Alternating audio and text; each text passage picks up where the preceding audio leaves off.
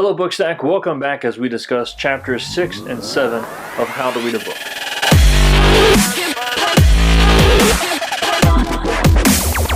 Hello BookStackers, as you know we finished part 1 last week and we're beginning this week part 2, starting with chapter 6, Pigeonholing a Book. And this particular chapter is about classifying books and why that's important. He starts out talking about how important it is to know what type of book you're reading, and that you should know this as early in the process as possible, preferably even before reading the book itself. And how can we know what kind of book we're reading before reading the book? Well, through inspectional reading. We talked about it in the last part. Inspectional reading can provide a lot of information about the type of book that we're reading. The first thing that we can look at is the title of the book. This can give us a lot of information. It's going to be very helpful in determining that the decline and fall of the Roman Empire is not going to be about the same material as the evolution of physics. So the title can give us a really good idea as to what type of book we are reading and can allow us to classify it properly.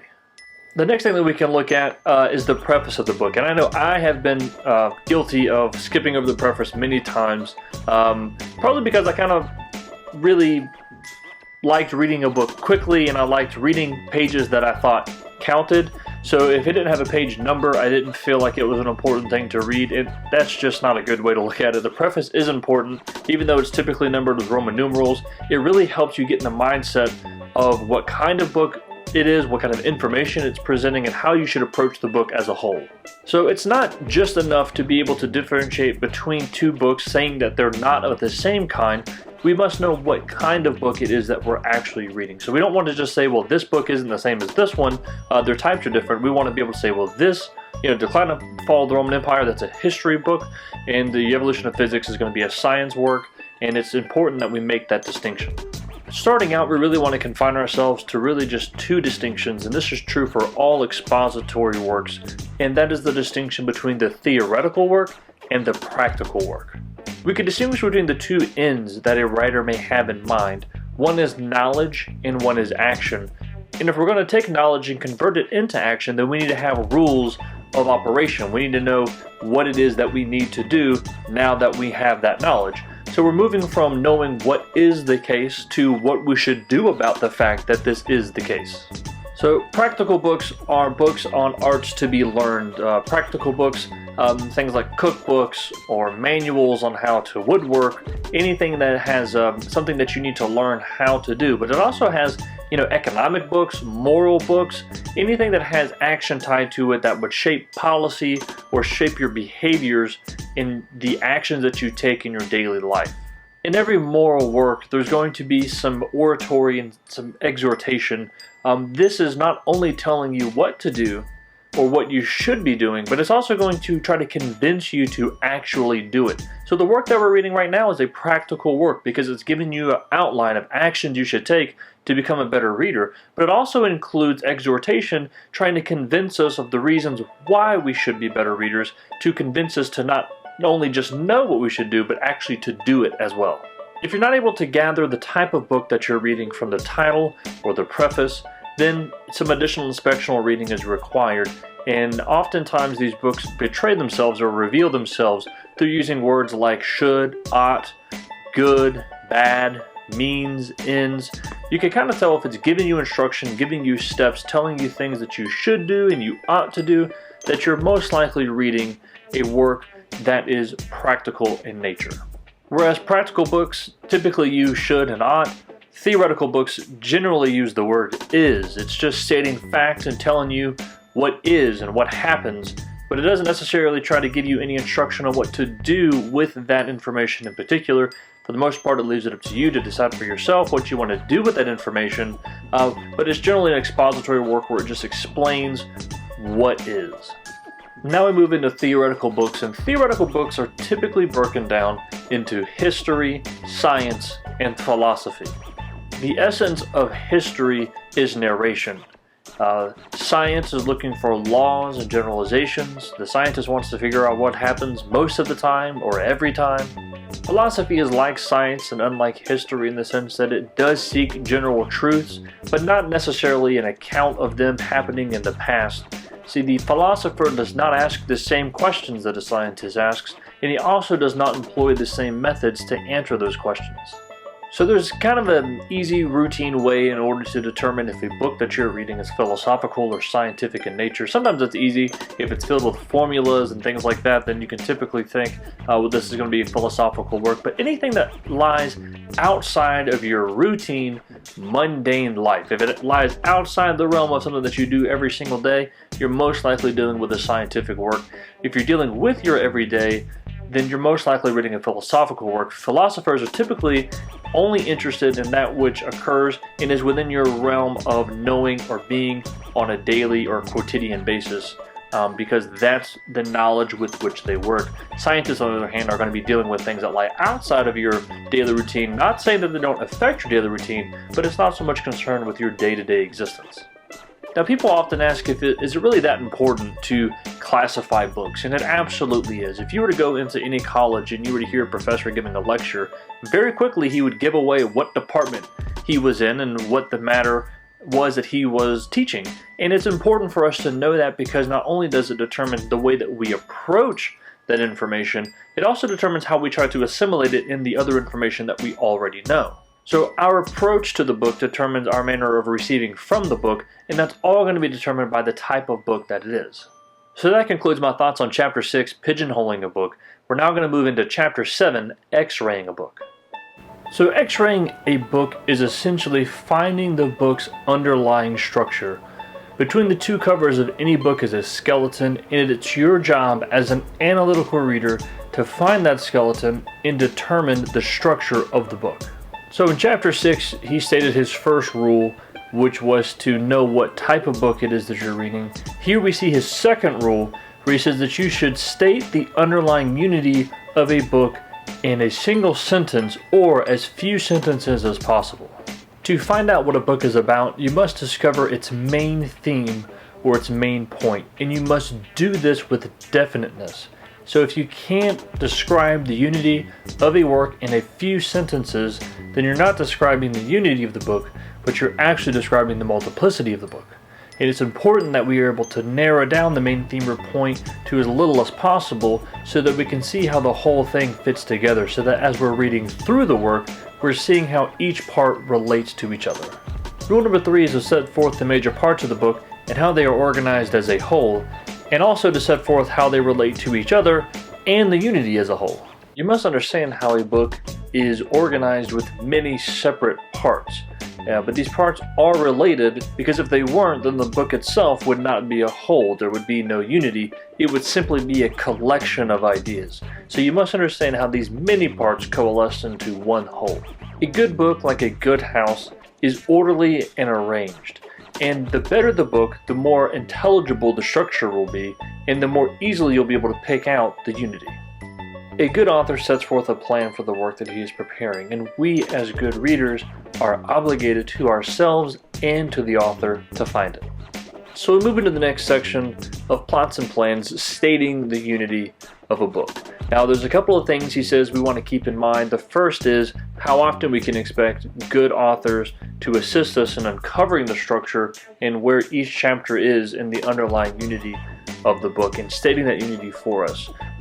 Despite some authors doing this, most readers are actually at a complete loss when it comes to stating the unity in as few words as possible. Part of that comes from most people not being able to speak English precisely, so stating complex ideas in as few words as possible can be difficult if you're not able to use the precise words properly. The next thing that we run into when encountering this problem or describing this problem is most readers ignore an author's introductory words. They completely ignore the preface, and they're not able to break these parts out and see how they fit in the total whole of the work. The second thing that we want to keep in mind is that the unity can be stated in several different ways. There's no single way to state what the whole work is about. And so don't be so tied down into trying to think of the one way that a unity can be stated, because a book is going to mean different things to different people.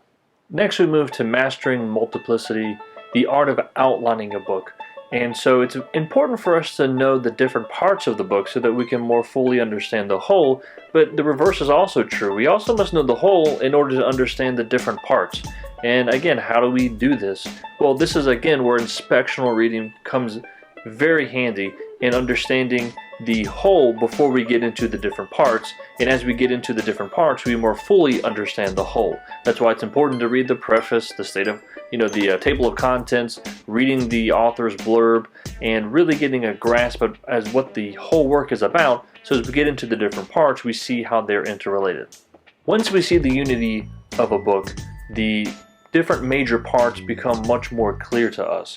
But we also must keep in mind that in a complex work, some of these different parts themselves have an internal structure and an internal unity which must be described.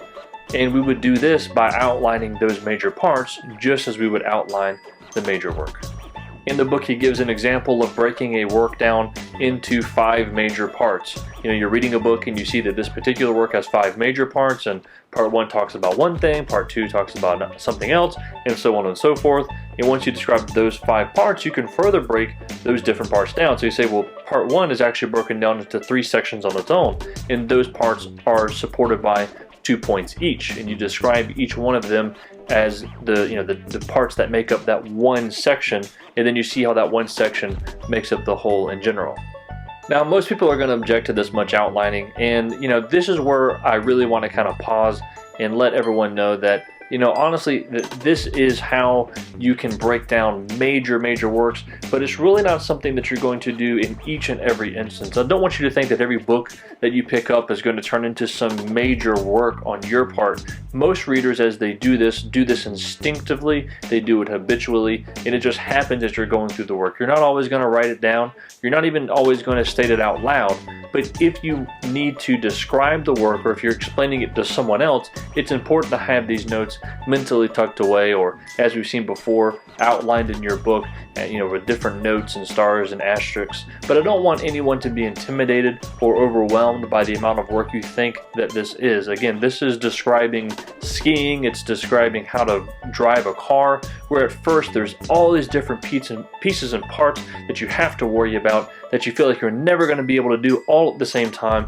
And it's simply not true, because the more you practice and the more you make reading a part of your daily life, the more skillful you're going to become, and the more easily this is going to come to you, and you're going to find that you're just outlining a book mentally as you're going through it without even having to think about it. You should be satisfied with just a rough approximation of what the book is about. The important thing is to make your own outline, to find out what this book means to you. And just keep in mind that a good author puts a lot of work into making a good outline for the book, and you as a good reader should make it your responsibility to find that outline and describe it in your own words.